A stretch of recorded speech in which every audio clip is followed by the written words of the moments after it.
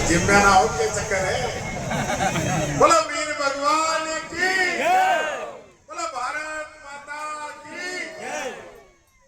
परम श्रद्धेय महाराज जी, सम्मानीय समिति के अध्यक्ष रामकृपाल मीणा जी, सम्मानीय राम प्रसाद जी, वन संचालन कर रहे राम किशन जी सरपंच साहब, स्थानीय सरपंच साहब शिवमा जी, यहाँ मौजूद हमारे सभी सरपंच साहिबान, भाई उमेदी जी, पूर्व सरपंच साहिबान, यहाँ आप लोगों का मनोरंजन कर रहे हमारे सभी कलाकार साथी, यहाँ उपस्थित पूजा के ओर मेरे अपने सभी बुजुर्गों, पूजा के ओर मेरी माताएं बहनें, युवा शक्ति, नन्हे मुझे कार्यक्रम। सबसे पहले तो मैं कमेटी को धन्यवाद देता हूँ कि ऐसे धार्मिक प्रोग्राम के अंदर, भगवान के प्रोग्राम के अंदर आप मुझे याद करते हैं।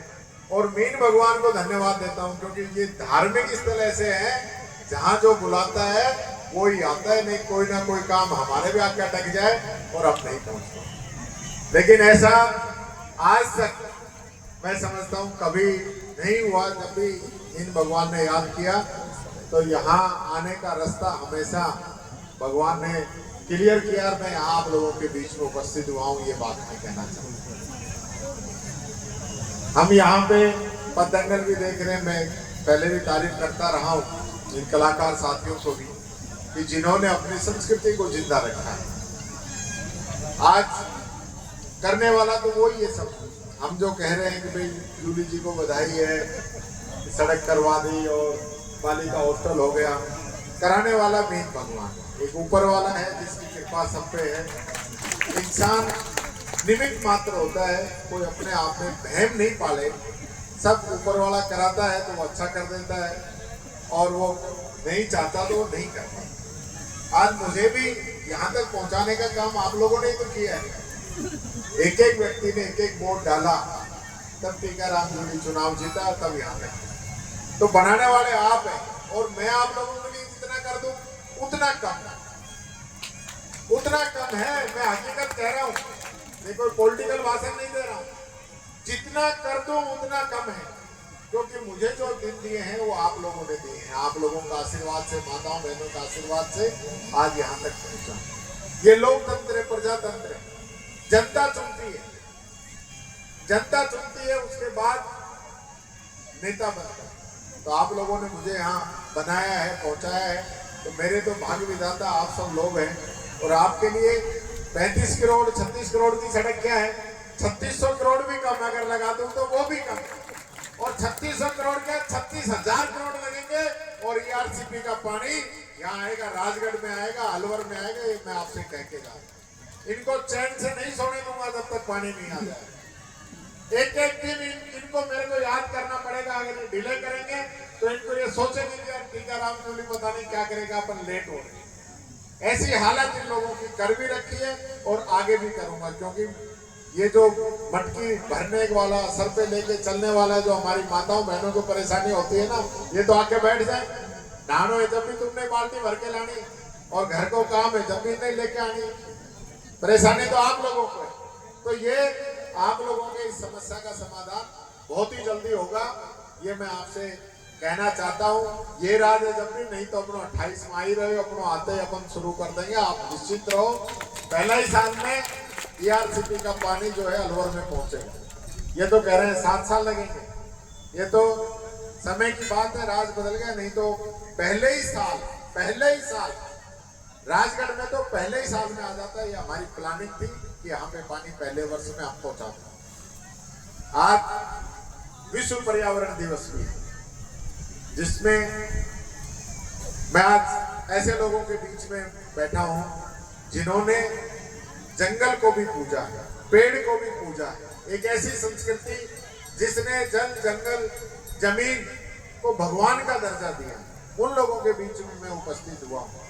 और आज मैं देखता हूं कि किस प्रकार से ये सरकार, एक पॉलिटिकल में देना नहीं चाहता, लेकिन एक ही बात बोलना चाहूंगा कि सरकार माँ के नाम से तो पेड़ लगवा रही है कि एक पेड़ माँ के नाम हम लगाएंगे।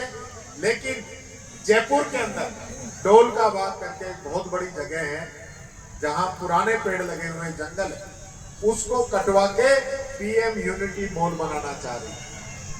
अपने राज्य में भी अपन ने वहां पे फिनटेक पार्क बनाने की घोषणा कर दी थी, लेकिन जब वहां पे गए और लोगों ने कहा कि यहाँ पार्क है, पुराने पेड़ लगे हुए हैं, इसको नहीं काटना है, यहाँ पक्षी और पशु रहते हैं, तो अपनी सरकार ने, गहलोत जी ने उसको रोक दिया था, फिनटेक पार्क का काम नहीं कराया था। लेकिन ये लोग वापिस चेंज होकर आगे था। आज वो मैं आप लोगों के माध्यम से, मीडिया के माध्यम से भी ये सरकार से अपील करना चाहूंगा कि डोल का बाग को बचाने का काम करें, पेड़ नहीं काटे।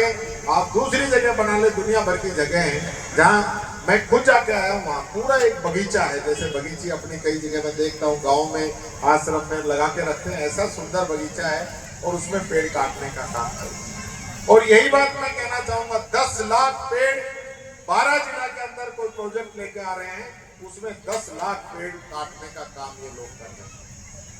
तो ये पेड़, ये जंगल, ये जमीन यही नहीं रहेगी तो फिर ये प्रोजेक्ट किस काम के आएंगे? तो कंक्रीट के जंगल खड़े हो जाएंगे। ये बात मैं कहना चाहूंगा। मैं ये भी कहना चाहूंगा कि जो हॉस्टल की जो जमीन अलॉट हुई, आदरणीय भंवर जितेंद्र सिंह जी जो हमारे नेता हैं, उनके प्रयासों से, उनके आशीर्वाद से वो हुई थी। हम भी सारा मात्र हैं, ये बात मैं कहना चाहूंगा। क्योंकि देखो, राज जब बदल जाता है ना, तो आप सब लोग तो पब्लिक के कोई फर्क नहीं पड़ता, लेकिन कुछ नेता होते हैं जो पार्टी से फायदा उठाना चाहते हैं, वो इस प्रकार की बातें करते हैं। पब्लिक की तो बात यह है कि भाई तुम मेरा, मैं तुम्हारा। अब कोई बुलाओ ना बुलाओ, उससे कोई फर्क नहीं पड़ता। एक कल मैं फिल्म देख के आया हूँ, फूले, महात्मा ज्योति फूले, कल फिल्म देखी। पहली बार हमारी माताओं बहनों को शिक्षा देने के लिए सावित्रीबाई फूले देश की पहली शिक्षिका बनी।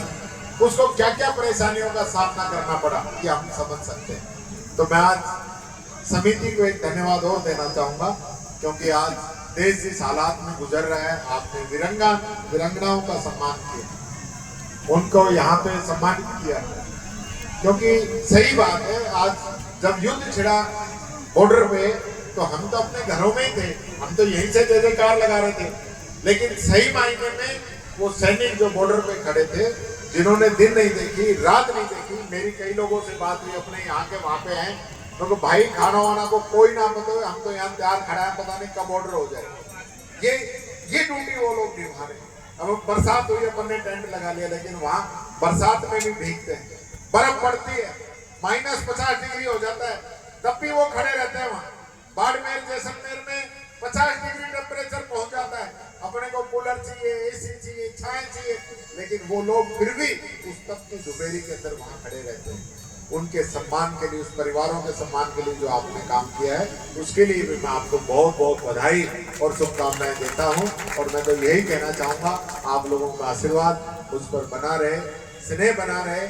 मैं आप लोगों के लिए, मैं राजनीति के अंदर कोई पैसे कमाने के लिए, कोई नाम कमाने के लिए नहीं आया, मैं राजनीति के अंदर सेवा करने के लिए आया हूँ। जो भीम भगवान को मानते हैं, मैं भी मानता हूँ, मैं हर एक भगवान को मानता हूँ, हर धर्म को मानता हूँ, हर देवता को मानता हूँ, और सब में एक ही बात है, मानव सेवा। मानव सेवा, गरीब की, असहाय की मदद और दूसरों की सेवा, वही मैंने अपनाया है, वही मैं कर रहा हूँ। और जो भी मुझे मौका मिला, आज विपक्ष का है तो विपक्ष के अंदर भी ईमानदारी से अपना काम कर रहा हूँ। सत्ता में था, जब भी ईमानदारी से काम किया। मैं कहना चाहूंगा, मेरे पास समाज कल्याण डिपार्टमेंट था, पेंशन की जो सुविधा हुई, पहले 50 लाख लोगों को पेंशन मिलती थी, मुझे मौका मिला 94 लाख लोगों को पेंशन मिली।